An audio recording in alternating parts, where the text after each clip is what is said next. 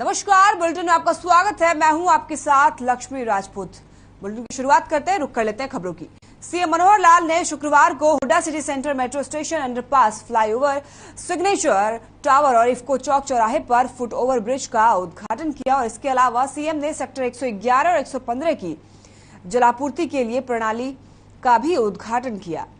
आपको बता दें कि इन कार्यों पर 52 करोड़ 52 लाख रुपए की लागत आई है, जिससे कि मेट्रो स्टेशन के पास के क्षेत्र को ट्रैफिक जाम से राहत मिलेगी। और इसी दौरान सीएम ने कहा है कि गुरुग्राम दुनिया के लिए हरियाणा का प्रवेश द्वार है और हमें यह सुनिश्चित करना है कि इसे किस तरह से भविष्य के एक शहर के रूप में विकसित किया जाए। जिन परियोजनाओं का उद्घाटन किया गया वो भीड़भाड़ को कम करने के अलावा बेहतर कनेक्टिविटी और गतिशील प्रदान करेगा।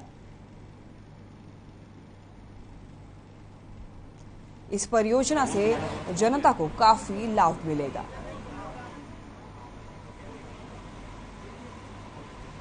सीएम मनोहर लाल ने गुरुग्राम को सौगात दी है। अंडरपास और फ्लाईओवर का उद्घाटन किया है।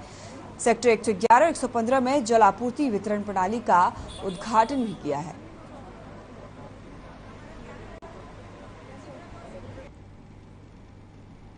मुख्यमंत्री मनोहर लाल ने गुरुग्राम को सौगात दी है। अंडरपास और फ्लाईओवर का उद्घाटन किया है, जिससे जनता को काफी लाभ मिलेगा।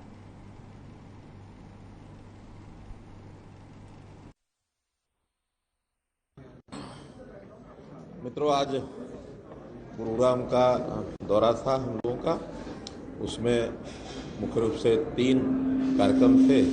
पहला कार्यक्रम मेट्रो जो अपना Hooda city centre metro station जो है, वहाँ पर एक अंडरपास, एक फ्लाईओवर और एक फुट ओवर ब्रिज, और इस प्रकार से सेक्टर 111 से 115 तक पानी की सप्लाई का एक प्रोजेक्ट, ऐसा कुल मिलाकर 63 करोड़ रुपए के दोनों प्रोजेक्ट थे, उनका उद्घाटन हुआ।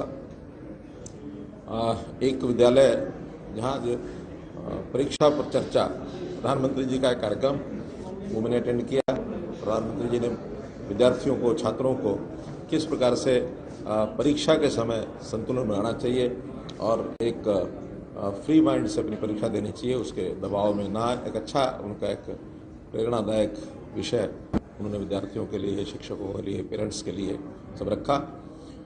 अभी एक तीसरा कार्यक्रम हमारा था कि जो गुड़गांव में ग्लोबल सिटी, उसकी डेवलपमेंट करने के लिए हमने एक कंसल्टेशन मीटिंग जो देश भर के बड़े प्रमुख बिल्डर्स, रियल एस्टेट कंपनीज, उन लोगों ने इससे बातचीत की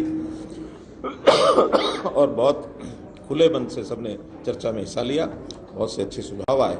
उनके सब के सुझाव के आधार पर उसकी प्लानिंग हम करेंगे। लगभग 1000 एकड़ का ये एक एरिया है। कौन से गांव का एरिया वो? एनपीआर सीपीआर के बीच में ये एरिया कौन सा? सेक्टर 37 के पीछे कौन से गांव का एरिया बताओ? गाड़ोली। सेक्टर 37 के पीछे गाड़ोली, वहाँ 1000 एकड़ पहले से HSIDC के जो डेवलपर इस नाते से HSIDC उसका रहेगा, तो सारा विकास का, डेवलपमेंट का काम उनके माध्यम से होगा और उसको बड़े प्लॉट, छोटे प्लॉट, उसकी सारी एक योजना बना करके और अच्छे जो बड़े बिजनेसमैन वो उसमें आए, इस प्रकार के।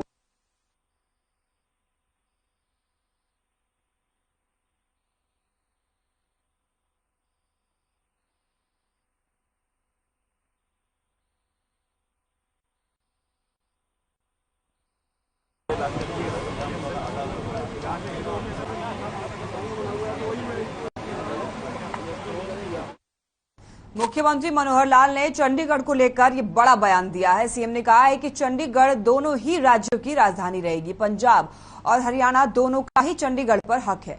सीएम ने कहा है कि पंजाब के एक तरफा प्रस्ताव का कोई अर्थ नहीं बनता है और साथ ही सीएम ने कहा है कि वो पंजाब सरकार से SYL समेत दूसरे मुद्दों पर भी चर्चा करेंगे।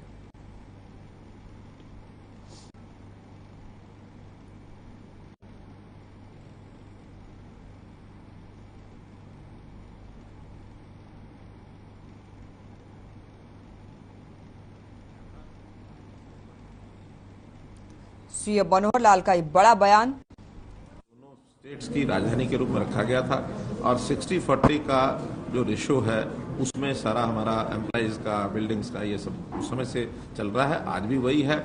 इस प्रकार से एक तरफा रेजोल्यूशन पास करने का उन्होंने एक रिकमेंडेशन की है कि सरकार इस विषय को टेकअप करे। तो ऐसा रेजोल्यूशन रिकमेंड करने का कोई अर्थ नहीं है, क्योंकि ये केवल पंजाब का विषय नहीं है, ये हरियाणा का भी विषय है। इवन थोड़ा शेयर हिमाचल के लोग भी मांगते हैं। 7.19% शेयर हिमाचल का भी कोर्ट ने एक बार एक आदेश दिया था। हालांकि 7.19 है, इसलिए बहुत आग्रह उनका नहीं था, लेकिन फिर भी तीनों स्टेट्स की इसमें हिस्सेदारी है। हिमाचल ने अपनी राजधानी शिमला बनाई है, लेकिन हरियाणा और पंजाब की राजधानी दोनों की चंडीगढ़ है और दोनों की रहेगी। कोई समझौते का कोई विषय आएगा तो केवल एक चंडीगढ़ नहीं है, इसमें मल्टीपल इश्यूज हैं और SYL भी है, उसमें हिंदी स्पीकिंग एरिया भी है। तो ये सारे विषय जब एक साथ बैठ करके कभी को करने की बात आएगी तब तो कोई विषय आगे बढ़ता है, अन्यथा वन साइडेड रेजोल्यूशन का कोई अर्थ नहीं है। चंडीगढ़ को दोनों स्टेट्स की राजधानी के रूप में रखा गया था और 60-40 का जो रेशो है उसमें सारा हमारा एम्प्लॉइज का, बिल्डिंग्स का, ये सब उस समय से चल रहा है, आज भी वही है। इस प्रकार से एक तरफा रेजोल्यूशन पास करने का उन्होंने एक रिकमेंडेशन की है कि सरकार इस विषय को टेकअप करे। तो ऐसा रेजोल्यूशन रिकमेंड करने का कोई अर्थ नहीं है, क्योंकि ये केवल पंजाब का विषय नहीं है, ये हरियाणा का भी विषय है। इवन थोड़ा शेयर हिमाचल के लोग भी मांगते हैं। 7.19% शेयर हिमाचल का भी कोर्ट ने एक बार एक आदेश दिया था। हालांकि 7.19 है, इसलिए बहुत आग्रह उनका नहीं था, लेकिन फिर भी तीनों स्टेट्स की इसमें हिस्सेदारी है। हिमाचल ने अपनी राजधानी शिमला बनाई है, लेकिन हरियाणा और पंजाब की राजधानी दोनों की चंडीगढ़ है और दोनों की रहेगी। कोई समझौते का कोई विषय आएगा तो केवल एक चंडीगढ़ नहीं है, इसमें मल्टीपल इश्यूज हैं और SYL भी है, उसमें हिंदी स्पीकिंग एरिया भी है। तो ये सारे विषय जब एक साथ बैठ करके कभी को करने की बात आएगी तब तो कोई विषय आगे बढ़ता है, अन्यथा वन साइडेड रेजोल्यूशन का कोई अर्थ नहीं है। चंडीगढ़ को फरीदाबाद NIT से कांग्रेस विधायक नीरज शर्मा का बड़ा बयान सामने आया है। आपको बता दें कि पंजाब सरकार पर पलटवार करते हुए विधायक नीरज शर्मा ने कहा है कि चंडीगढ़ पर दोनों भाइयों का बराबर हक है, चाहे पंजाब हो या हरियाणा। नीरज शर्मा ने पंजाब के CM भगवंत मान को करारा जवाब देते हुए कहा है कि भाई से भाई को लड़ाने की कोशिश न करा जाए। पंजाब विधानसभा में चंडीगढ़ को लेकर प्रस्ताव पारित हुआ है और मैं कहना चाहूंगा माननीय मुख्यमंत्री जी, आप नए मुख्यमंत्री बने हैं और जनता से जो आपने वादे किए हैं, जो आपका चुनावी घोषणा पत्र था, उसको लागू करने पे ध्यान दें। इस तरीके से भाई को भाई से लड़ाने वाले कार्य ना करें, क्योंकि चंडीगढ़ पे जितना बड़े भाई पंजाब का हक है उतना ही हमारे हरियाणा का भी हक है।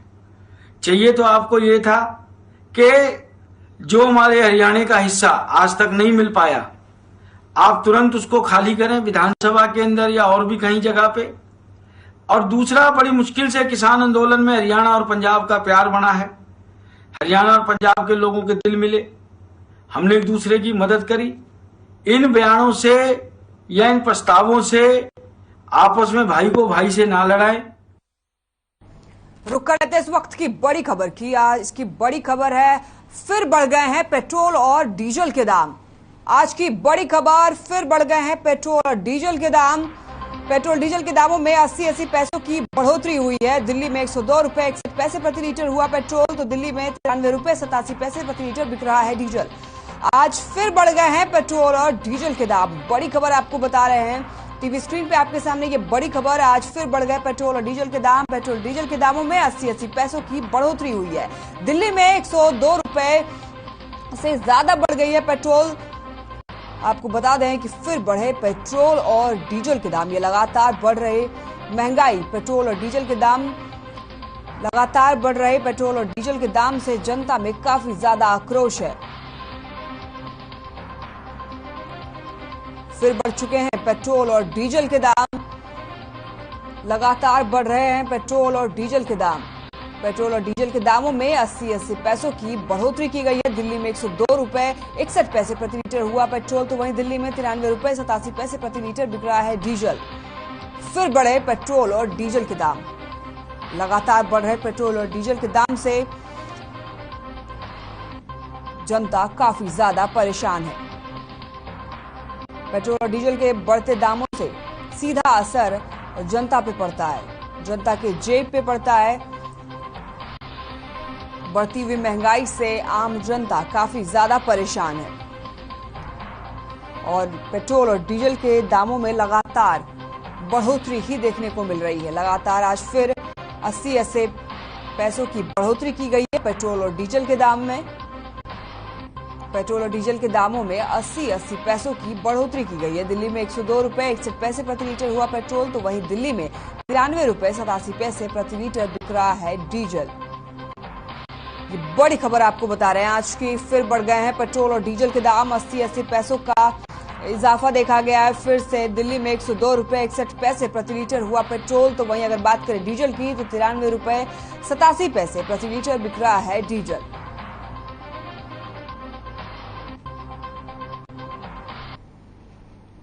गुरुग्राम के गोपालपुर बसई सेक्टर 37 के औद्योगिक क्षेत्र में भीषण आग लग गई। 1 दर्जन फैक्ट्रियों के आग की चपेट में आने से फैक्ट्री मालिकों को भारी नुकसान पहुंचा है। करीब 2 दर्जन से ज्यादा दमकल वाहनों ने काफी मशक्कत के बाद आग पर काबू पाया। आग लगने के कारणों का पता नहीं चल सका है।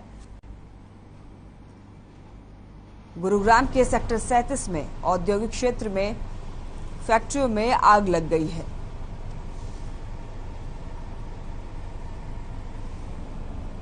आग की चपेट में 1 दर्जन फैक्ट्री आ गई।